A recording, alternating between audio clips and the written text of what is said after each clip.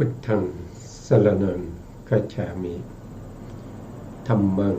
สรณังคัจฉามิสังฆังสรณังคัจฉามิกราบนมัสการพระมหาเถระพระสังฆาธิการพระเถรานุเถระสวัสดีท่านผู้ฟังและผู้ชมทุกท่านที่ติดตามในรายการพระไตรปิฎกลอยฟ้าครั้งนี้เป็นครั้งที่18ในเรื่องของอิริยาบถและสัมปชัญญะในสติปัฏฐาน4กายานุปัสสนาสติปัฏฐานเราก็พูดถึงวิธีการปฏิบัติในพระพุทธศาสนาเพื่อให้เข้าถึงจุดหมายปลายทางที่พระพุทธองค์ได้แสดงไว้ในเรื่องของความหลุดพ้นไปจากความทุกข์ทั้งหลายนะครับไม่ต้องมีการเวียนว่ายตายเกิดนะครับไม่ต้องมีการเวียนว่ายตายเกิดแต่วิธีการที่จะทำให้เข้าถึงตรงนั้นได้ก็จะต้องมีการประพฤติปฏิบัติให้สมควรแก่ธรรมที่พระพุทธองค์ทรงแสดงไว้พระพุทธองค์แสดงไว้อะไรก็คือพระพุทธองค์ได้แสดงทางสายเอกเอาไว้นั่นก็คือได้แก่สติปัฏฐานมีอยู่ทางเดียวพระพุทธองค์บอกไม่ใช่2ทางไม่ใช่3ทางนะครับแล้วก็มีเฉพาะในศาสนาพุทธเท่านั้นแล้วก็เป็นคำสอนของบุคคลเอกบุคคลเดียวนั่นคือของพระสัมมาสัมพุทธเจ้านะครับไม่ใช่คำสอนของบุคคลอื่นๆแต่ไม่ใช่เป็นคำสั่งสอนของพระปัจเจกพุทธเจ้าไม่ใช่คำสั่งสอนของพระอัครสาวกนะครับหรือว่าเป็นอสิติมหาสาวกหรือเป็นพระอรหันต์ทั่วไปไม่ใช่คำสั่งสอนของพระอริยเจ้าเหล่านั้นนะแต่เป็นคำสั่งสอนของพระสัมมาสัมพุทธเจ้าแต่เพียงผู้เดียวแล้วก็เป็นผู้ที่ไม่มีใครจะเทียบเทียมเปรียบปานกับพระพุทธองค์ได้นะครับพระพุทธองค์เป็นบุคคลเดียวนะครับที่หาผู้เปรียบปานไม่ได้ตลอดไปนะครับตลอดไปจะมีเฉพาะพระพุทธเจ้าเท่านั้นที่จะเสมอกับพระพุทธเจ้านะครับนอกจากนั้นจะไม่มีผู้ที่เสมอกับพระพุทธองค์ได้นะคำสั่งสอนของพระพุทธองค์เป็นสัจธรรมเป็นความจริงปฏิบัติได้ให้ผลได้ไม่จำกัดการผู้ที่ยึดถือข้อประพฤติปฏิบัติที่พระพุทธองค์แสดงไว้ผู้นั้นเป็นผู้ที่มุ่งตรงสู่พระนิพพานนะครับเข้าถึงความหลุดพ้นจากวัฏสงสารการเวียนว่ายตายเกิดใน31ภูมินะครับไม่เป็นที่ปรารถนาของพระพุทธเจ้าแล้วก็พระอัครสาวกทั้งหลายอสิติมหาสาวกหรือว่าพระอรหันต์ทั้งหลายตั้งแต่สมัยพุทธกาลจนถึงปัจจุบันนี้ก็ยังไม่มีใครที่จะปรารถนาในภพทั้ง3ไม่ว่าจะเป็นกามภพรูปภพอรูปภพทุกท่านทุกองค์ก็ปรารถนาพระนิพพานเหมือนกันหมดนะครับแล้วเราก็ถือว่าเราเป็นสาวกของพระพุทธเจ้านะครับแต่เรายังเข้าไม่ถึงนะยังเข้าไม่ถึงในเรื่องของนามรูปเป็นเลยเฉทญาณเลยนะครับไม่รู้ว่าท่านผู้ฟังบางท่านจะเข้าถึงแล้วนะนามรูปเป็นเลยเฉทญาณเป็นญาณที่1นะครับเป็นญาณที่1ในวิปัสสนาญาณ16หรือโสรัสญาณนามรูปเป็นเลยเฉทญาณถ้าใครเข้าถึงแล้วนะ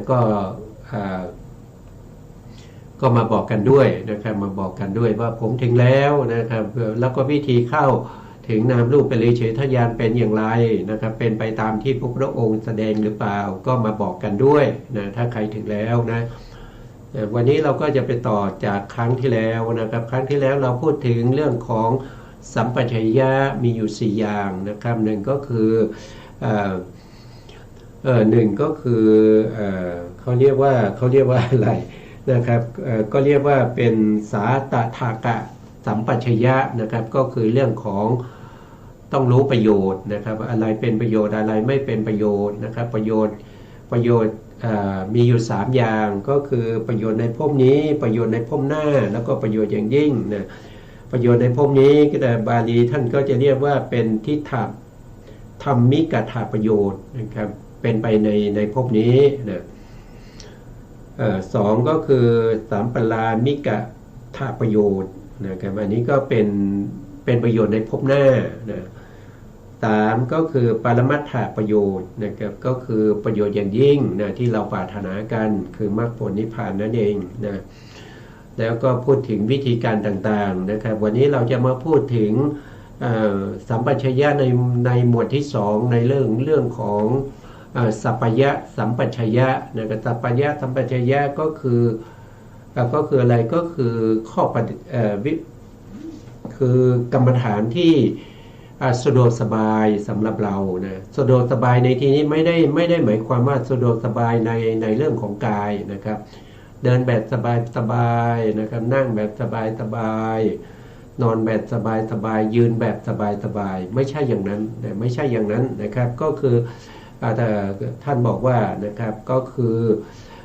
สัมปชัญญะก็คือดูที่สภาวะของธรรมเราปฏิบัติอะไรเราปฏิบัติเรื่องของสติปัฏฐาน4เรากำหนดรู้ในเรื่องของสัมปชัญญะคืออิริยาบถทั้งหลายที่มีอยู่ในกายของเรานะครับว่าเรากำหนดได้ดีไหมอารมณ์ติดต่อเนื่องกันหรือเปล่านะครับกำหนดแล้วสมาธิก็แก่กล้านะปัญญาก็คมชัดนะสติก็ตั้งมั่นดีนะแล้วก็มีสมาธิมีวิริยะที่คอยค้ำชูนค้ำหนุนนะครับให้สติปัญญาของเราเจริญยิ่งก้าวหน้าขึ้นไปอย่างนั้นเราเรียกว่าสัพพยะนะไม่ใช่สัพพยะว่าเราทำเล่นๆอย่างเงี้ยนะครับมันไม่ใช่สัพพยะอย่างนั้นนะครับไม่ใช่ผู้ที่ปฏิบัติต้องเอาจริงเอาจังนะครับต้องเอาจริงเอาจังเหมือนกับที่พระพุทธองค์ทรงปฏิบัติในคืนสุดท้ายนะพระโพธิสัตว์สิทธัตถะในคืนที่จะได้เป็นพระพุทธเจ้าคืนวันเพ็ญเดือน6วิสาขบูชาใต้ต้นสีมหาโพธิ์นั้นนะพระพุทธองค์ตั้งองค์5นะครับตั้งองค์5 1นะครับก็คืออะไรก็คือแม้อะไรแม้เนื้อเลือดนะแม้เนื้อเลือดทั้งหลายเหล่านี้จะหืดแห้งไปเหลือแต่หนังเอ็นกระดูกนะครับก็ถ้าไม่ได้ตรัสรู้เป็นพระอรหันต์แล้วพระโพธิสัตว์ก็จะไม่ลุกจากบัลลังก์นั้นนะครับก็จะไม่ลุกขึ้นจากอาชิตะบัลลังก์นะครับซึ่งเป็นบัลลังก์ที่นั่งตรัสรู้นะถึงแม้ท่านบอกว่าถึงแม้เลือดเนื้อจะเหือดแห้งนะครับจะไม่เหลือเลยนะให้เหลือแต่หนังเอ็นกระดูกนะครับพระพุทธองค์พระโพธิสัตว์จะไม่หยุดความเพียรจะปฏิบัติจนกว่าจะได้ตรัสรู้เป็นพระสัมมาสัมพุทธเจ้านะครับถ้าไม่ได้ก็ยอมตายพูดอย่างนั้นนะครับก็ง่ายๆเลยนะเรามาดูที่ในอัตถกถาที่ท่านอธิบายในเรื่องของสัมปชัญญะนะครับสัมปชัญญะในหมวดที่2สัพพยะสัมปชัญญะนั้นนะครับว่ามีรายละเอียดอย่างไรนะครับก็นำข้อมูลมาจากพระไตรปิฎกเล่มที่17นะครับมัชฌิมนิกายมูลปัญนาสนะครับในพระไตรปิฎกและอัตถกถาชุด91เล่มอยู่ในเล่มที่17นะหรือในทีฆนิกายก็มีนะครับก็อยู่ในเล่มที่14ทีฆนิกายมหาวรรคนะครับเล่มที่14เราก็จะศึกษาจากพระไตรปิฎก2เล่มนี้เป็นหลักนะเป็นหลักถ้าพูดถึงสติปัฏฐานเนี่ยในพระไตรปิฎกก็มีมากมายนะมีมากมายมีไม่รู้ว่าเป็นร้อยสูตรนะครับก็ทั้งหมดนั้นก็เป็นสูตรเล็กๆนะครับท่านจะพูดถึงหัวข้อนิดๆหน่อยๆนะครับไม่ได้แสดงโดย โดยความละเอียดแล้วก็ไม่ได้แสดงโดยถึงขั้นที่ว่าผู้ที่ไม่มีปัญญาอย่างเรานะครับไปฟังไปอ่านไปศึกษาแล้วบางครั้งเราจะเข้าใจผิดนะเราจะเข้าใจผิดเพราะว่าพระพุทธองค์ตรัสไว้โดยย่อๆในพระสูตรต่างๆนะครับมีหลายเป็นร้อยสูตรนะครับเกี่ยวกับเรื่องของสติปัฏฐานนะแต่ทั้งหมดทั้งมวลนั้นก็คือรวมกันแล้วก็มุ่งนะครับคือรวมกันมุ่งหมายข้อประพฤติปฏิบัติให้เข้าถึงวิปัสสนาญาณวิปัสสนาญาณทั้ง16ญาณนะครับนั่นก็คือ16ญาณเนี่ย4รอบนะ16ญาณ4รอบนะครับพูดโดยปริยายนะครับแต่จริงๆแล้วก็ไม่ถึงอย่างเช่นผู้ที่ได้โสดาบันแล้วนะครับได้โสดาปัตติมรรคโสดาปัตติผลแล้วเนี่ยถ้าจะปฏิบัติเป็นสกทาคามีนะครับโสดาบันผู้ปฏิบัติเพื่อให้ได้มาซึ่งสกทาคามีมรรคเนี่ยก็จะไม่ถึง16ญาณนะครับไม่ถึง16ญาณก็ตัดนามรูปปริเฉทญาณออกไปนะครับเพราะว่ารู้ชัดรู้แจ้งมาตั้งแต่โสดาบันแล้วนะครับแล้วก็ตัดปัจจยปริฆหายานซึ่งเป็นญาณที่2ออกไปนี่ก็รู้แจ้งมาตั้งแต่ความเป็นโสดาบันแล้วนะแล้วก็ตัดสัมมัสนญาณซึ่งเป็นญาณที่3นะครับเลือกพิจารณาในเรื่องของรูปกลาบนะครับพิจารณาในเรื่องของนามธรรมนะครับที่เกิดขึ้นนะครับเป็นสัมปยุตธรรมอะไรทั้งหลายนะครับโดยการเกิดขึ้นตั้งอยู่ดับไปอะไรทั้งหลายเหล่านั้นนะแล้วก็ญาณที่4นะครับญาณที่4ก็เป็นอุทยพยญาณอุทยพยญาณก็คือเห็นความเกิดและก็ความดับนะความดับไปนะ4ญาณนี้ก็จะไม่นำมาใช้ในการปฏิบัติเพื่อให้ได้เป็นสกทาคามีนะโสดาบันท่านจะไม่ก้าวล่วงมาในญาณ4ญาณเบื้องต่ำนะเพราะว่ามันไม่มีประโยชน์แล้วนะครับมันไม่มีประโยชน์แล้วนะครับอุทยพยญาณก็ข้ามพ้นจากวิปัสสนูปกิเลสไปแล้วนะผู้ที่ข้ามพ้นวิปัสสนูปกิเลสไปแล้ววิปัสสนูปกิเลสก็จะไม่เกิดแก่บุคคลนั้นอีกนะไม่เกิดแก่บุคคลนั้นอีกต่อไปนะครับนะจะมีครั้งเดียวนะจะมีครั้งเดียวแล้วก็ไม่จำเป็นที่จะต้องรู้ชัดแล้วอ่ะสิ่งที่รู้ชัดเรายังจะต้องไปฝึกอีกไหมนะครับไม่ต้องฝึกนะครับเราก็ไปในขั้นสูงเลยนั่นก็คือเริ่มตั้งแต่พังคญาณนะครับอย่าพันคญาณก็เป็นญาณที่5ขึ้นไปนะครับไปจนถึงปัจจยสันนิสปัจจยวิปัสสนานะครับก็คือญาณที่16นะก็คือการพิจารณามรรคผลนิพพานอะไรทั้งหลายเหล่านั้นพ้นไปจากผลญาณไปนะครับก็เหลือเท่าไหร่นะครับ16ลบไป4ญาณก็เหลืออยู่12ญาณนะครับเหลืออยู่12ญาณก็เหลือแค่12ญาณเท่านั้นที่ผู้ที่เป็นโสดาบันแล้วจะประพฤติปฏิบัติให้ได้สกทาคามีสกทาคามีประพฤติปฏิบัติให้ได้ซึ่งอนาคามีปฏิบัติเพื่อให้ได้มาซึ่งอรหันต์นะได้เป็นพระอรหันต์นะครับก็จะเหลืออยู่แค่12นะครับเหลือแค่12ญาณเท่านั้นเองนะครับปฏิบัติให้ได้วิปัสสนาญาณก่อนนะครับด้วยอะไรด้วยสติปัฏฐานนะครับสติปัฏฐานปฏิบัติให้ได้วิปัสสนาญาณนะแล้วจะปฏิบัติยังไงให้ได้นามรูปปริเฉทญาณเราก็ศึกษากันมาตั้งแต่ต้นนะครับตั้งแต่เราเริ่มตั้งแต่เรื่องของโพธิปักขิยธรรมนะธรรมที่เป็นฝักใฝ่แห่งองค์แห่งการตรัสรู้นะครับเริ่มมาตั้งแต่หลายเดือนแล้วนะเป็นปีแล้วนะเป็นปีนะเรามาดูในพระไตรปิฎกนะครับในพระไตรปิฎกนะสัพพยะสัมปชัญญะนะครับ2คือสัพพยะสัมปชัญญะนั้นนะ ท่านท่านก็อธิบายนะครับท่านก็อธิบายว่าส่วนการกำหนดสัพพยะและอสัพพยะสัพพยะก็คือเราทำยังไงให้สภาวะธรรมนั้นนะครับ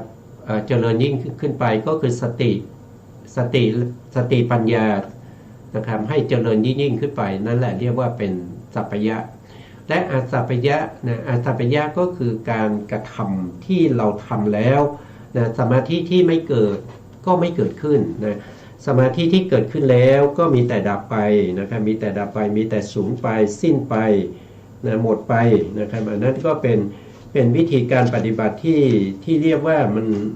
มันไม่สัพพยะแก่เรานะครับเขาเรียกว่าประพฤติปฏิบัติแบบที่เป็นหานะภาคียะนะครับมีแต่เสื่อมไปนะมีแต่เสื่อมไปก็เป็นอสัพพยะนะอสัพพยะเมื่อเราสมาธิที่เราเคยได้นะรู้สึกว่ามันจะล่อยหลอไปเรื่อยๆนะครับหรือเราปกติแล้วเรากำหนดอานาปานสติเนี่ยเรามีสติปัญญาเรามีสมาธิเนี่ยกำหนดอยู่ที่พุสนะตรงที่ลมกระทบนะครับปลายจมูกหรือโพรงจมูกหรือลิ้นฝีปากด้านบนติดต่อเนื่องกันด้วยดีนะเมื่อก่อนเนี่ยแต่ตอนนี้ทำไมมันมีแต่นิวรณ์นะครับเดี๋ยวก็ฟุ้งซ่านเดี๋ยวก็กุกุจจะเกิดนะครับกุกุจจะความรำคาญเกิดขึ้นบางทีก็ง่วงเหงาเหลือเกินทำให้จิตเนี่ยไม่แช่มชื่นมีแต่ซึมเศร้านั่นแสดงว่าเป็นอสัพพยะแล้วนะวิธีการปฏิบัตินั้นเขาเรียกว่าหานะภาคียะเป็นการปฏิบัติที่มีแต่เสื่อมไปนะเสื่อมไปนะไม่เจริญขึ้นนะไม่เจริญขึ้นแม้กระทั่งถ้าเราปฏิบัติแล้วเนี่ยเรารู้สึกว่ามันไม่เจริญเลยนะมันได้เท่าไหร่มันก็อยู่เท่านั้นนะเขาเรียกว่าเป็นถิติภาคียะก็คือเป็นธรรมที่มันทรงตัวมันดำรงอยู่มันไม่มีเจริญขึ้นหรือเสื่อมก็ไม่เสื่อมนะเจริญขึ้นก็ไม่เจริญนะอยู่อย่างเดิมนะอยู่อย่างเดิมอย่างนี้ก็ยังจัดเข้าอยู่ในประเภทที่เป็นอสัพพยะได้นะครับแต่ถ้าเป็นฝ่ายที่เป็นสัพพยะนั้นในเวลาเราปฏิบัติแล้วมันก็ต้องก้าวหน้าเจริญขึ้นเรื่อยๆนะครับเขาเรียกว่าเป็นเวลามันเจริญขึ้นเนี่ยก็เรียกว่าวิเศษภาคียะก็คือหมายถึงว่ามีแต่เจริญขึ้นนะครับเรากำหนดอารมณ์นะครับอานาปานสติเนี่ยยกตัวอย่างนะครับยกตัวอย่างเพราะว่าเราศึกษามาแล้วเราเข้าใจเพราะยกตัวอย่างก็จะเข้าใจได้ง่ายนะครับอารมณ์ลมที่เรากำหนดนั้นนะครับเรากำหนดได้ยังไงมันก็ยังอยู่อย่างเดิมนะครับจะว่ามันถอยไป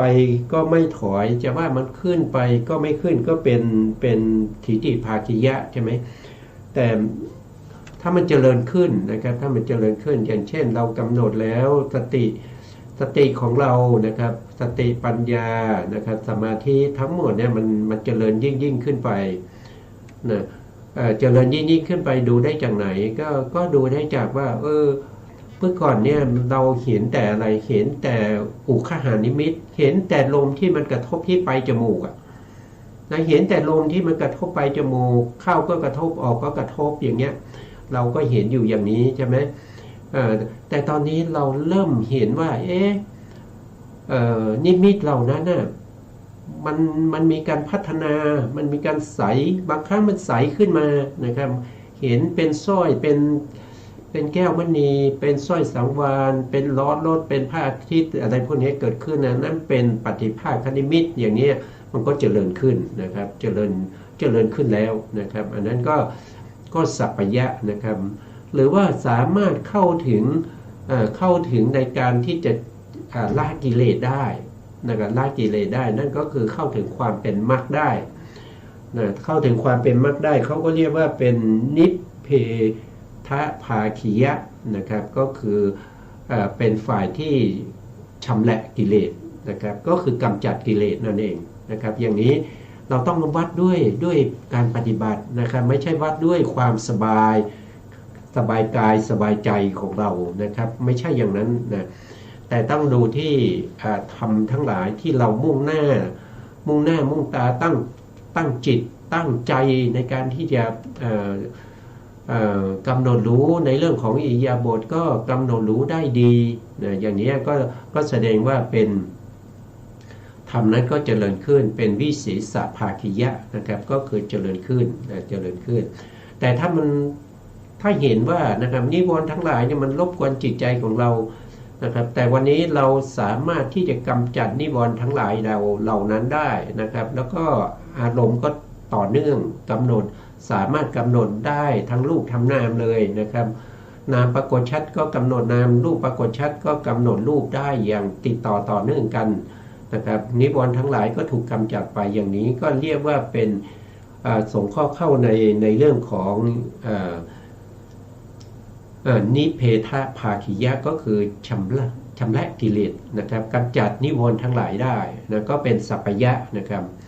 นะจะสัพพยะหรือว่าเป็นอสัพพยะก็ให้ดูที่ผลการปฏิบัตินะครับให้ดูที่ผลการปฏิบัติไม่ใช่เอาเราเดินสบายไม่ใช่อย่างนั้นนะไม่ใช่เราเดินสบายเรานอนสบายยืนสบายหรือว่านั่งสบายอย่างนี้อันนั้นไม่จัดเข้านะไม่จัดเข้าในเรื่องของการปฏิบัติวิปัสสนานะครับในการเดินนั้นก็กำหนดเอาว่าสัพพยะนะสัพพยะในการเดินนะครับเดินก็มีหลายอย่างนะครับเดินไปบิณฑบาตเลยนะครับเดินกลับนะเดินไปแล้วก็เดินกลับในการบิณฑบาตนะครับหรือว่าทำกิจของสงฆ์นะครับในการเดินนะครับเดินจงกรมอย่างนี้นะครับหรือว่าเดินประทับศีลพระเจดีย์นะครับหรือว่าต้นโพอะไรพวกนี้นะอันนั้นก็ถือว่าเป็นการเดินนะครับแล้วก็การเดินเหล่านั้นมันสัพพยะไหมเรามีพุทธคุณนะครับเราเลือกถึงพระอรหันตสัมมาสัมพุทธเจ้าไหมเป็นพระอรหันต์นะครับอรหันต์ไกลจากกิเลสพร้อมด้วยวาสนานะเป็นผู้ที่กำจัดเสียข้าศึกเรามีจิตน้อมไปในพุทธคุณไหมนะเราเห็นไหมว่าพระพุทธองค์เนี่ยนะครับไกลจากกิเลสอย่างไรนะครับไกลจากกิเลสอย่างไรละวาสนาอย่างไรเราเห็นไหมเราเห็นเป็น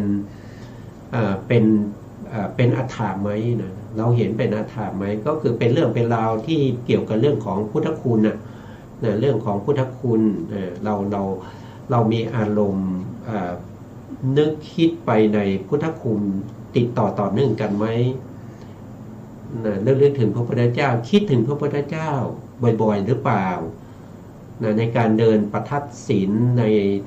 ต้นโพหรือว่าพระเจดีย์อะไรพวกนี้นะครับหรือว่าถ้าเป็นการเดินไปบิณฑบาตนะครับหรือว่ากลับเนี่ยก็อาจจะเอากรรมฐานอย่างอื่นก็ได้นะครับแต่ถ้าไปที่พระเจดีย์หรือไปที่ต้นโพก็ระลึกถึงคุณพระพุทธเจ้าเป็นหลักนะครับเป็นหลักนะการเดินอย่างนั้นก็ต้องกำหนดเอาสัพพยะนะครับสัพพยะก็คือดูที่การเดินนั้นว่ากรรมฐานของเรายังอยู่ไหมนะครับเวลาเดินไปพูดคุยกันหรือเปล่านะครับอาจจะมีสหธรรมิกนะครับสองเพื่อนพระนะครับที่บวชด้วยกันนะครับถูกคอกันก็พูดกันไปตลอดทางอย่างเงี้ยนะครับมันก็อย่างนี้ไม่ถือว่าเป็นสัพพยะนะครับไม่ถือว่าเป็นสัพพยะในที่นี้ไม่ถือว่าเป็นสัพพยะอันนั้นเป็นอสัพพยะนะครับพูดกันเรื่องชาวบ้านใส่บาตรเลยเรื่องคนนั้นคนนั้นเป็นอย่างนี้คนนี้เป็นอย่างนั้นนะครับพูดถึงเรื่องของการเมืองเศรษฐกิจสังคมอะไรพวกนี้ไม่สัพพยะแก่พระภิกษุนะครับแล้วก็ไม่สัพพยะแก่บุคคลที่เข้าปฏิบัติที่ตั้งใจเข้าปฏิบัติวิปัสสนาหรือสติปัฏฐานไม่สัพพยะถ้าทำอย่างนั้นถ้าเราเดินไปด้วยกรรมฐานนะครับเดินไปด้วยกรรมฐานนะครับในการเดินจงกรมนะครับถ้าเป็นวิปัสสนาก็กำหนดรู้ถึงลักษณะการเคลื่อนไหวของเท้านะครับเท้าของเราที่ยกที่ย่างที่เหยียบไปแต่ละก้าวเนี่ยเราเห็นไหมหนึ่งก็คือเห็นอะไรนะครับก็คือเห็น ธาตุลมนะธาตุลมเนี่ยที่เราเห็นนะเราไม่ได้เห็นเท้านะเราเห็นถึงความหย่อนความตึงของกล้ามเนื้อของขาที่มันก้าวไปไหมหรือว่าเราเห็นหรือเปล่าว่าเวลาเราเหยียบไปเนี่ยเวลาเราเหยียบไปบางที่มันเป็นโคลนเป็นอะไรมันก็นิ่มใช่ไหมบางที่มันก็เป็นหินเป็นกรวดเนี่ยมันก็แข็งอย่างเงี้ยนะเรารู้ไหมเรารู้สึกได้ไหมนะรู้สึกได้ไหมอารมณ์ติดต่อเนื่องกันหรือเปล่านะครับดูที่สมาธิและปัญญาติดต่อเนื่องกันไหมกำหนดได้ดีไหมพวกนี้ก็เป็นสัพพยะ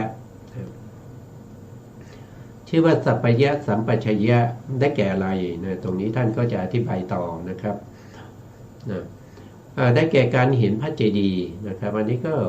ท่านก็ได้อธิบายทุกครั้งนะการเห็นพระเจดีย์เนี่ยถือว่ามีประโยชน์นะ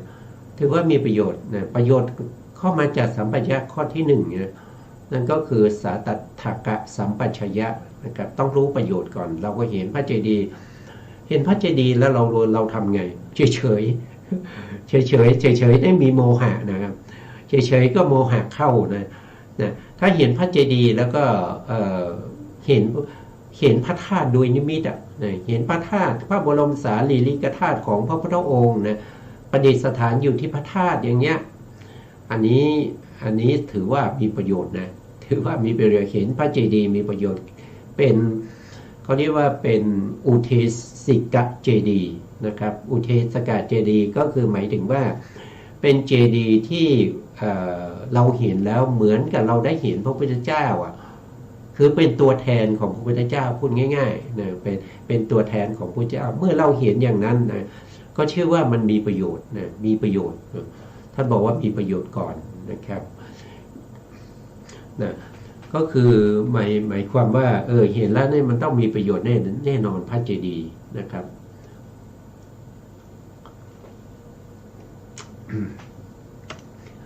ถ้านะครับก็ถ้าประชุมกันนะถ้าประชุมกัน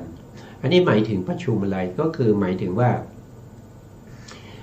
าชาวบ้านก็มีพระก็มีนะครับทั้งผู้หญิงผู้ชายเนี่ยก็เดินมาเพื่อบูชาพระเจดีย์กันมากเลยนะโอ้ประชุมกันยาวถึงท่านบอกว่าอันนี้พูดถึงสมัยหลังจากที่พระพุทธเจ้าปรินิพพานไปไม่นานนะครับแต่ปัจจุบันนี้คงไม่มีนะหรือว่าก็ที่เข้ามาประชุมกันนะก็คือเดินเรียงกันมาเนี่ยเป็นระยะทางยาวถึง10 โยชน์ถึง12 โยชน์นะโยชน์หนึ่งก็มี16 กิโลหรือ20 กิโลนะครับมันก็ยาวมากนะครับก็มาประชุมกันนะครับมหาชนเนี่ยมาประชุมกันมากมายนะครับถ้าเป็นอย่างนั้นเนี่ยเราก็จะไปนะเราก็ต้องดูด้วยนะครับว่าเราไปเนี่ยผู้หญิงมีมากไหมนะครับผู้ชายมีมากไหมไปเบียดกันอย่างเงี้ยนะไปเบียดกันเนี่ยไปกระทบกายผู้หญิงเนี่ยมันก็จะเป็นอาบัติได้นะมันเป็นอาบัติได้นะครับถ้าเป็นอาบัติอย่างนั้นมันก็ไม่สัพพยะแก่เราแล้วถ้าเราเป็นพระภิกษุเป็นสามเณรอย่างเงี้ยนะถ้ามีผู้ชายนะถ้ามีผู้ชายมากนะครับไปกระทบกระทั่งกับผู้ชายคนอื่นเนี่ยบางทีก็จะเป็นปัญหานะครับเป็นปัญหาอะไรทะเลาะกันก็ได้นะครับทะเลาะกันหรือว่าไม่สบอารมณ์กันไม่พอใจกันก็เป็นไปได้ก็ต้องระวังนะครับสิ่งเหล่านี้ก็ถือว่าไม่เป็นประโยชน์นะครับการเห็นพระเจดีย์นะมันเป็นประโยชน์อยู่แล้วแต่ว่าตอนที่เราเดินไปบูชาพระเจดีย์นะครับมันก็จะมีอะไรมีอุปสรรคหลายอย่างนะครับมีอุปสรรคหลายอย่างเราก็ต้องระวังนะครับเพราะว่าท่านบอกว่าการไปบูชาพระเจดีย์เนี่ยมีประชาชนมาประชุมมากันมากมันเป็นเทศกาลนะครับมันเป็นเทศกาลอาจจะมีมโหรสพในการบูชาพระเจดีย์นะครับผู้หญิงเขาก็แต่งตัวผู้ชายก็แต่งตัวนะครับประดับประดอยร่างกายนะครับตามสมควรแก่ฐานะของตัวเองนะครับแต่งให้สวยที่สุดนะเพื่อที่จะให้คนอื่นเห็นแล้วก็เกิดติดใจนะเกิดชอบใจอย่างเงี้ยนะท่านก็บอกว่านะครับ มีแต่ผู้หญิงผู้ชายที่แต่งตัวสวยงามทั้งหลายนะครับเดินเที่ยวกันนะเหมือนกับภาพในจิตรกรรมก็คือเหมือนกับภาพที่วาดไว้นะที่กำแพงนะกำแพงโบสถ์วิหารอะไรพวกนี้นะครับถ้าเราไปอยู่ในลักษณะอย่างนั้นนะครับเราเป็นนักบวชนะเราเป็นนักบวชเราเป็นพระภิกษุเนี่ยมันก็ไม่เหมาะสมนะมันก็ไม่เหมาะสมพอไม่เหมาะสมเนี่ยมันก็ไม่สัพพยะแก่เราละนะมันไม่สัพพยะแก่เรานะครับแต่ว่าการที่จะไปบูชาพระเจดีย์นั้นมีประโยชน์นะแต่เราอยู่ในสถานะที่ไม่สัพพยะแล้วนะครับหรือบางคนอาจจะไปเห็นผู้หญิงนะครับไปถูกใจนะครับนะถูกใจมันก็จะมีปัญหากับสมณเพศของเรานะครับก็จะคิดแต่จะลาสิกขาอย่างเงี้ยมันก็ลำบากนะครับมันไม่สัพพยะนะมันไม่ดีมันไม่ได้เป็นประโยชน์ละนะเดิมเห็นพระเจดีย์เนี่ยก็มีประโยชน์นะครับแต่ตอนนี้มันไม่ได้เป็นประโยชน์เสียแล้วนะตอนแรกเราบวชเราก็มุ่งหน้านะครับมุ่งหน้าที่จะพ้นทุกข์นะครับแต่บวชไปบวชมานะครับไม่รู้ประโยชน์นะไม่รู้ประโยชน์แล้วก็ไม่รู้ว่าอะไรสัพพยะไม่สัพพยะนะแล้วก็ไม่ได้ฝึกในเรื่องของกรรมฐานไม่ได้ฝึกในเรื่องของวิปัสสนาไม่มีสติไม่มีปัญญาสมาธิก็ไม่ตั้งมั่นนะก็ทำให้การบวชนั้นนะครับมีแต่จะอย่างไรคือจะเสื่อมไปนั่นเองนะครับหาหน้าภาคียะนั่นเองนะเธอก็จะเห็นนะเธอก็จะเกิดความอยากได้เนี่ยอันนี้ก็คือหมายถึงว่าเมื่อไปเห็นสิ่งที่ถูกใจนะครับโลภะก็จะเกิดนะโลภะจะเกิดนะจากทางไหนก็คือจากการเห็นนั่นเองเห็นแล้วชอบใจนะครับเห็นแล้วชอบใจหรือว่าได้เบียดเสียดนะครับไปถูกกายผู้หญิงอย่างเงี้ยนะครับก็นึกถึงแต่อย่างนั้นเป็นโลภะนะครับอันนี้เรียกว่าเป็นใน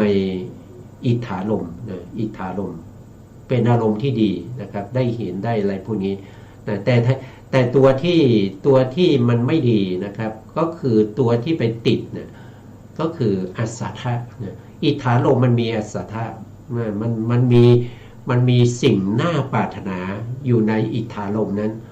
นะมันก็คืออัสสัทธะของอิทธารมณ์นะความยินดีในอารมณ์นั้นนะครับเป็นตัวที่มันไม่ดีนะแต่สิ่งที่เราเห็นที่มันสวยๆมีเหมือนจิตรกรได้วาดรูปเอาไว้หรือว่าเห็นเขาแต่งตัวสวยงามอย่างเงี้ยมันเป็นของดีใช่ไหมครับมันเป็นของดีแต่ในของดีนะมันอันตรายนะครับมันมีฉันทราคะนะครับมันมีอสัทธะคือความน่ายินดีในอารมณ์เหล่านั้นนะมันเป็นตัวที่ทำให้เราเข้าไปติดนะทำให้เรามีโลภะนะจะเกิดความขัดเคืองก็เพราะว่าอนิจฐารมณ์แต่บางทีไปแล้วก็ไปชนกันอย่างเงี้ยนะบางคนนะครับเมื่อชนกันแล้วเนี่ยก็มองหน้ากันมองหน้ากันไปมาเดี๋ยวก็มีเรื่องนะครับอันนี้ก็เป็นอารมณ์ที่ไม่ดีเป็นอนิจฐารมณ์เป็นอนิจฐารมณ์ทีนี้อนิจฐารมณ์มันก็มีตัวปฏิฆะนะก็คือความไม่ถูกใจนะครับก็จะเกิดเป็นโทสะนะเกิดเป็นโทสะขึ้นมาได้หรือว่าบางทีไปกระทบแล้วเนี่ยนะกระทบแล้วไม่สนใจเลยเป็นผู้หญิงผู้ชายไม่สนใจนะกระทบไปนะไหลชนกันไปนะไม่ได้สนใจไม่ได้มองไม่ได้พิจารณาอะไรเลยอันนี้มันก็เป็นโมหะนะโมหะก็จะเกิดขึ้นนะเมื่อโมหะเกิดขึ้นเนี่ยมันสัพพยะไหมล่ะมันไม่สัพพยะแล้วนะครับมันไม่สัพพยะไม่ว่าจะเป็นโลภะก็ตามจะเป็นโทสะก็ตามหรือว่ามันจะเป็นความหลงความไม่รู้นะความไม่พิจารณาไม่ใส่ใจนะครับอันนั้นก็เป็นโมหะนะครับก็ไม่ดีนะครับอันนี้เวลากระทบกับกายเนี่ยเขาก็เรียกว่าเป็นกายสังสักขะกระทบเนี่ยไม่ได้ตั้งใจตอนแรกนี่ไม่ได้ตั้งใจกระทบนะครับกระทบกับกายหญิงหรือว่ามือไปกระทบกันอย่างเงี้ย ไม่ได้ตั้งใจจะไปถูกนะแต่เมื่อถูกแล้วก็มองดูก็เห็นเป็นมือผู้หญิงอย่างเงี้ยนะเกิดความรู้สึกขึ้นมาทันทีนะครับอย่างนี้เนี่ยก็จะเป็นอันตรายนะครับก็เป็นอาบัตินะเป็นกายะสังสักขะนะครับคือถูกต้องผู้หญิงนะครับเราไม่ได้จับนะแต่ว่าอาจจะถูกต้องนะครับถ้าเราพิจารณาโดยความเป็นธาตุเนี่ยเราก็จะเห็นว่ามันเป็นแต่สภาวะของความเป็นธาตุมันไม่ใช่สัตว์ไม่ใช่บุคคลนะมันไม่ใช่สัตว์ไม่ใช่บุคคลเป็นแต่สภาวะเป็นแต่สภาวะนะครับแต่ก็ต้องแต่ถ้าเราเห็นเป็นผู้หญิงแล้วเนี่ยนะครับตอนแรกเราเห็นเป็นธาตุเราก็ไม่ได้ใส่ใจว่าเป็นสตรีนะครับแต่เราใส่ใจถึงการกระทบนั้นนะครับโดยความเป็นธาตุนะครับธาตุก็มี3อย่างที่กระทบกายได้ใช่ไหมครับก็จะมีปฐวีก็นิ่มไหมแข็งไหมนะครับแล้วก็มีอุณหภูมิคืออุ่นไหมเย็นไหมแล้วก็มีความตึงความหย่อนไหมเราใส่ใจในเรื่องของธาตุนะครับใส่ใจในเรื่องของสภาวธรรมแล้วก็ใส่ใจว่าจิตที่เข้าไปรู้นะครับก็คือได้แก่กายวิญญาณจิตอย่างเงี้ยเราก็จะใส่ใจในเรื่องของรูปธรรมนามธรรมเหล่านี้นะแต่ถ้าเราใส่ใจโดยความเป็นหญิงเป็นชายเนี่ยตรงนั้นแหละมันก็จะเกิดอาบัติเนี่ยมันก็จะเกิดอาบัติขึ้นมานะครับเกิดอาบัติขึ้นมาเป็นอันตรายต่อการประพฤติปฏิบัตินะครับไม่อันนี้ถือว่าไม่สัปปายะแล้วนะไม่สัปปายะแล้วแต่การกระทบนั้นน่ะถ้าเราปฏิบัติได้นะครับเราพิจารณาใส่ใจนะครับในเรื่องของกรรมฐานหรือไม่ว่าจะเป็นสมถกรรมฐานหรือวิปัสสนากรรมฐานนั้นเป็นสัปปายะนะแต่ถ้าเห็นเป็นผู้หญิงผู้ชายมันเป็นอสัปปายะแล้วมันไม่ดีแล้วมันไม่ดีมันเป็นอาบัติแล้วสำหรับพระนะครับต่อไปนะหรือจะมีอันตรายแก่ชีวิตและพรหมจรรย์นะครับมีอันตรายก็คือเมื่อกระทบแล้วเห็นเป็นผู้หญิงนะครับแล้วเราผู้ที่เห็นก็ติดใจนะครับลุ่มหลงนะจนในที่สุดเนี่ยสามีเขานะครับหรือแฟนเขาเนี่ยก็มาทำอันตรายแก่เรานะครับอันนี้ก็ต้องระวังนะครับเพราะว่าเขามีคู่ครองหรือเปล่านะถึงมีไม่มีนะถ้าเป็นพระเนี่ยมันไม่สมควรเลยนะครับถึงเขาบอกว่าถึงแม้ว่าจะเป็นพี่สาวน้องสาวนะครับที่เป็นผู้หญิงเนี่ยถูกต้องไม่ได้นะเป็นแม่ก็ถูกต้องไม่ได้นะมัน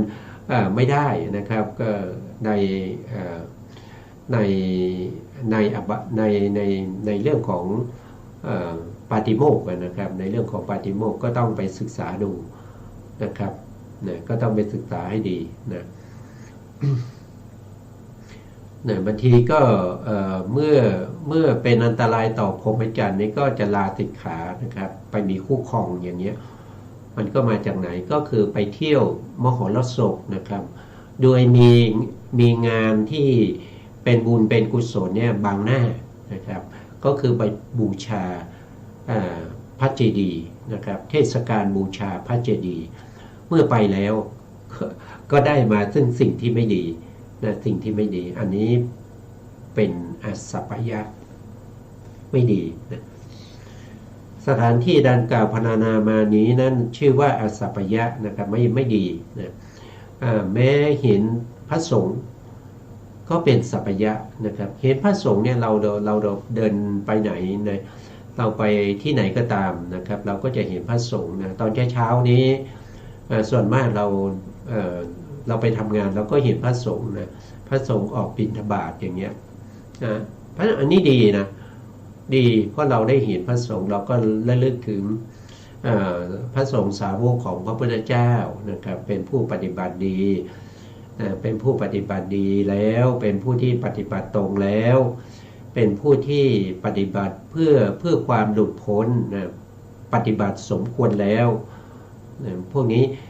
เป็นพระสงฆ์นะเป็นพระสงฆ์ไม่ใช่สงฆ์โดยทั่วไป ถ้าเห็นผ้าเหลืองพูดง่ายๆถ้าเห็นคนห่มผ้าเหลืองนี้ก็ถือว่าเป็นบุญแล้วปกติแล้วไม่ใช่จะได้เห็นง่ายๆนะไม่ใช่จะได้เห็นง่ายๆนะทำไมไม่ได้เห็นง่ายๆก็คิดดูในโลกนี้นะครับมีกี่ประเทศล่ะนะครับที่จะมีพระสงฆ์นะครับพระสงฆ์ทั่วโลกนี้มันมีถึงถ้าพูดโดยประชากรเนี่ยผู้ที่นับถือพระพุทธศาสนาเนี่ยไม่รู้ว่ามันจะมีสัก 5% 10% หรือเปล่าไม่รู้นะมีแต่ในประเทศไทยนะครับประเทศไทยประเทศพม่าประเทศลาวกัมพูชาเวียดนามหรือประเทศจีนนะประเทศจีนประเทศเวียดนามนี่ก็เป็นมหายานแล้วนะเขาเป็นมหายานนะครับมหายานก็เป็นเขาถือว่าเขาเป็นพุทธนะแต่เป็นอีกนิกายหนึ่งนะเป็นอีกนิกายหนึ่งส่วนของเรานี่ก็เป็นเถรวาทก็คือยึดถือข้อประพฤติปฏิบัติที่พระอรหันต์ทั้งหลายนะพระเถระทั้งหลายที่ได้ทำสังคายนาไว้ตั้งแต่ครั้งที่หนึ่งนะครับไม่มีการเปลี่ยนแปลงไม่มีการเพิ่มเติมนะไม่มีการลบออกนะครับท่านทำไว้อย่างไรก็ยึดถือปฏิบัติอย่างนั้นนะมาจนถึงทุกวันนี้เพราะฉะนั้นก็เรียกว่าเป็นเถรวาทนะครับก็คือว่าเนี่ยเรียกก็คือวาทะนั่นเองนะครับก็คือที่ท่านได้สวดสาธยายไว้ตั้งแต่ครั้งทำสังคายนาครั้งที่หนึ่งนั่นเองนะเป็นยังไงท่านสวดไว้ยังไงก็ถือปฏิบัติอย่างนั้นนะ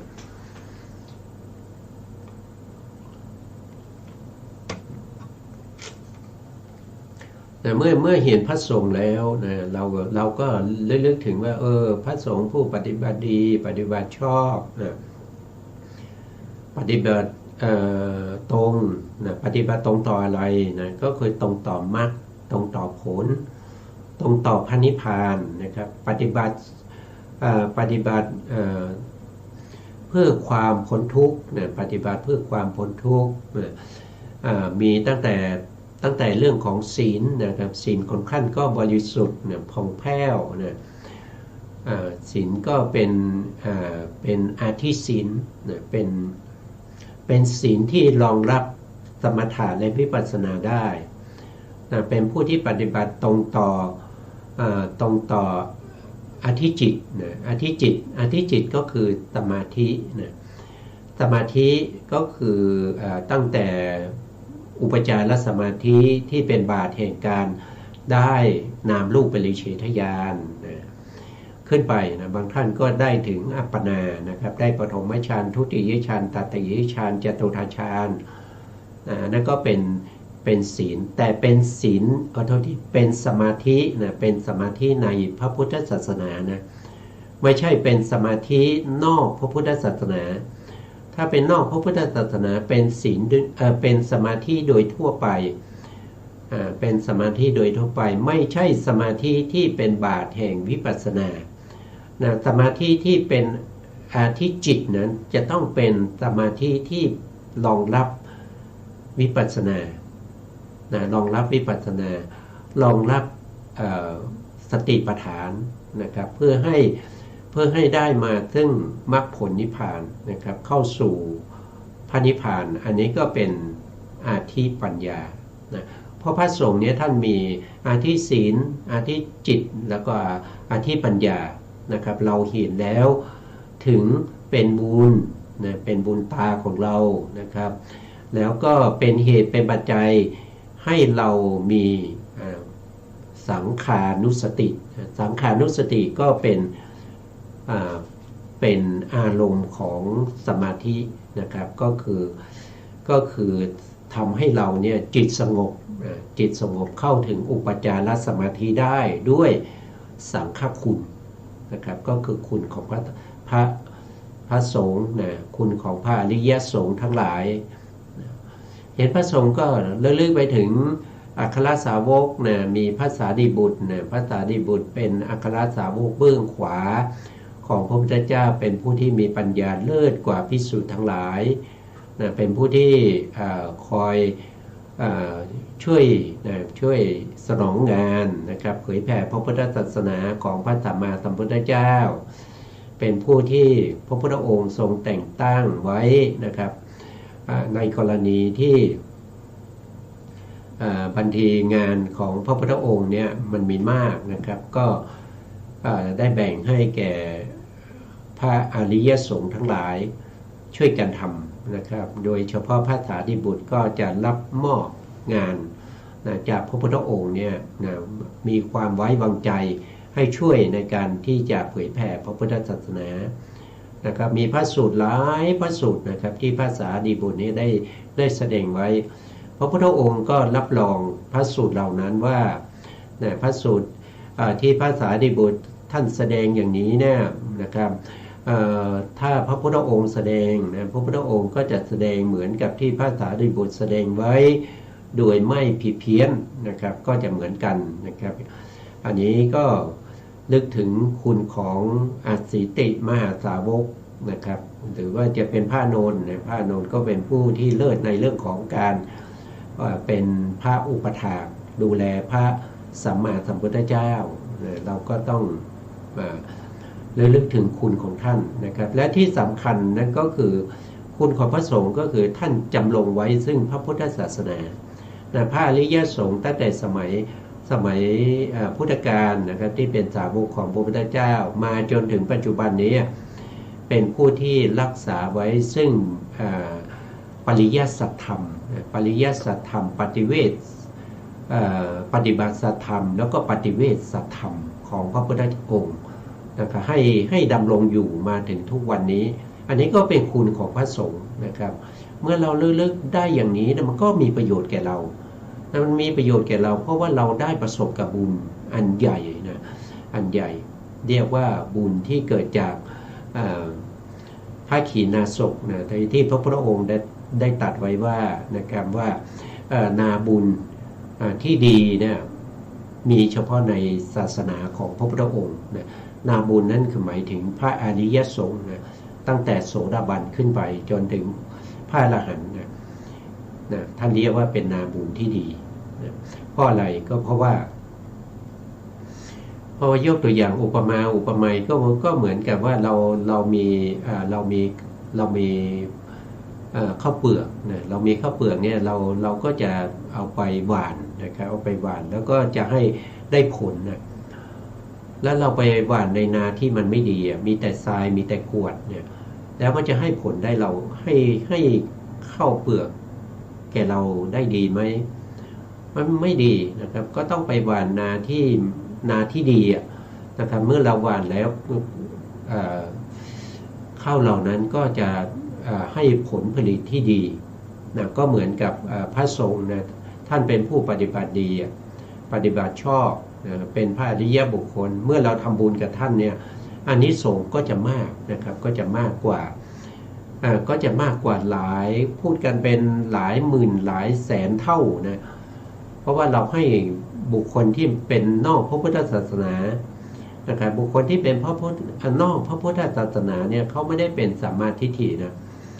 ถ้าเขาเป็นสัมมาทิฏฐิเนี่ยเขาต้องไม่ประพฤติปฏิบัติอย่างนั้นนะคือไม่ประพฤติปฏิบัตินอกรีดนะครับก็คือ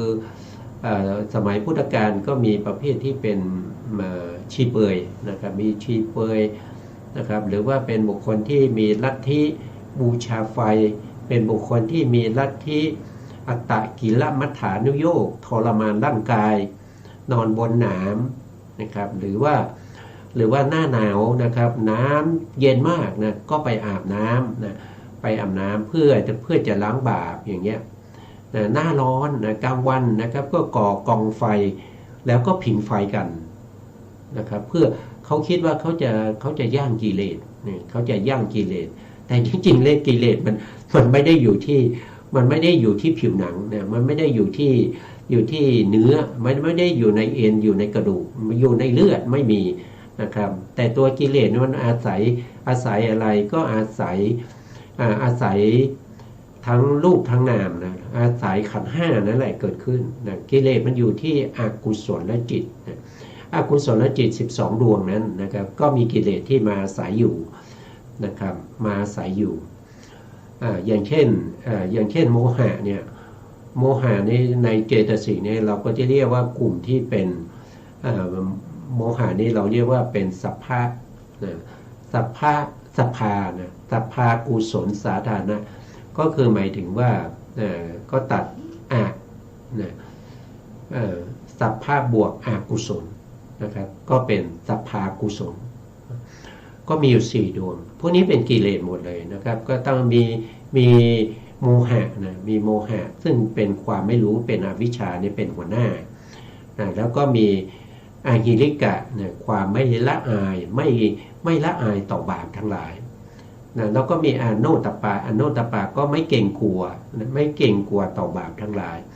แล้วก็มีอุทธัจจะนะอุทธัจจะก็คือความฟุ้งซ่าน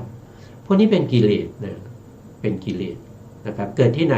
นะอันนี้เกิดในอกุศลจิตทั้งหมดเลยไม่ว่าจะเป็นโลภะมูลจิต8โทสะมูลจิต2หรือว่าจะเป็นโมหะมูลจิต2นะก็จะมีโมหะนะโมหะเขาเรียกว่าโมจตุกะ4หรือบางทีก็เรียกว่าเป็นสัพพากุศลนะสาธารณะนะสัพพากุศลไม่ใช่อกุศลนะครับเขาเป็นอกุศลนะพวกนี้เกิดกับจิตที่เป็นอกุศลทุกดวงนะครับเมื่อเกิดแล้วก็ทำให้เราเป็นคนที่หลงลืมนะไม่กระตือรือร้นซึมเศร้านะมันรู้สึกว่าเป็นประเภทที่ตกอยู่ในความหลงความโง่ความไม่รู้ในสัจธรรมทั้งหลายนั้นก็เป็นอะไรเป็นกิเลสนะครับเป็นกิเลสได้กิเลสนี่มี10อย่างนะครับส่วนที่เหลืออีก6นั้นก็ให้พวกเราไปศึกษาต่อนะครับว่ามีอะไรบ้างนะมีอะไรบ้างกิเลส6นะครับบอกให้อีกสัก3นะอีกสัก3ดวงที่เป็นกิเลสก็คือได้แก่โลภะนะครับโลภะ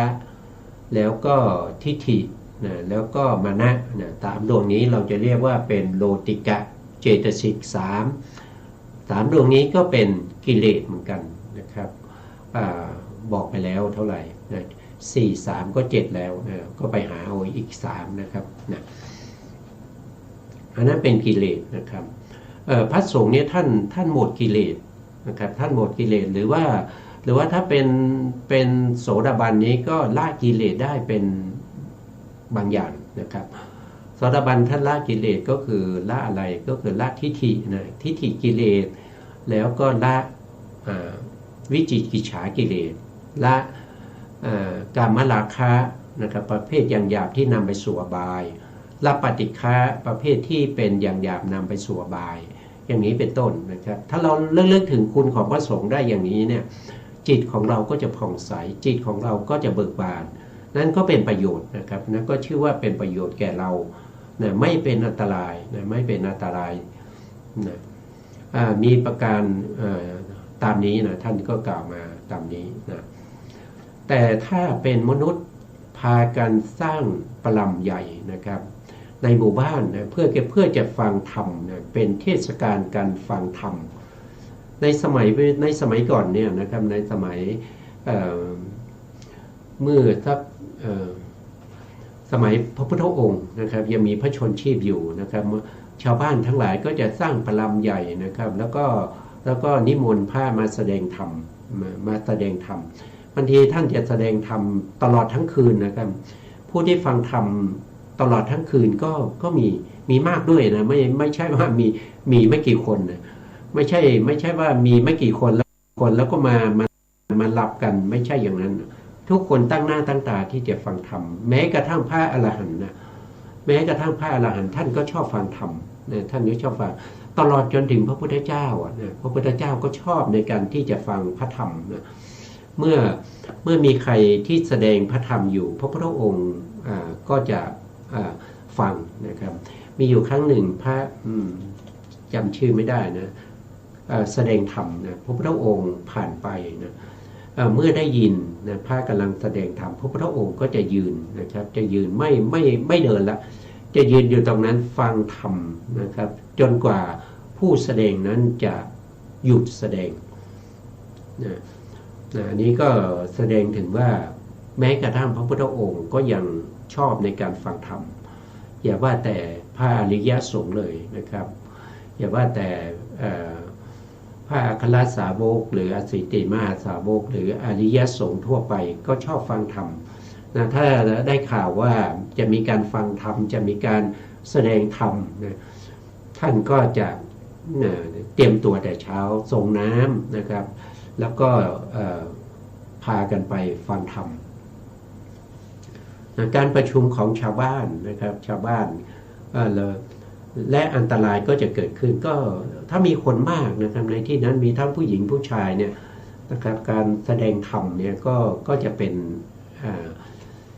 ก็มีคนมาฟังธรรมกันเยอะใช่ไหมครับเมื่อมีคนฟังธรรมกันเยอะเนี่ยก็จะทำให้พาที่ไปเนี่ยนะครับก็จะ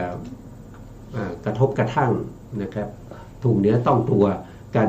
นะครับก็มันก็เป็นอันตรายได้นะครับอันนี้ก็ท่านแสดงไว้อย่างนั้นนะครับส่วนรายละเอียดอย่างอื่นนะครับเราก็จะมาต่อกันในครั้งต่อไปนะครับวันนี้เวลาเราหมดแล้วนะครับสุดท้ายนี้ขอกราบขอบพระคุณพระครูสมุทรวิศวัตรวรกิจโจผู้อำนวยการสถานีวิทยุเพื่อการศึกษาพระพุทธศาสนาและวัฒนธรรม FM 104.5 เมกะเฮิรตซ์วัดฝายหินจังหวัดเชียงใหม่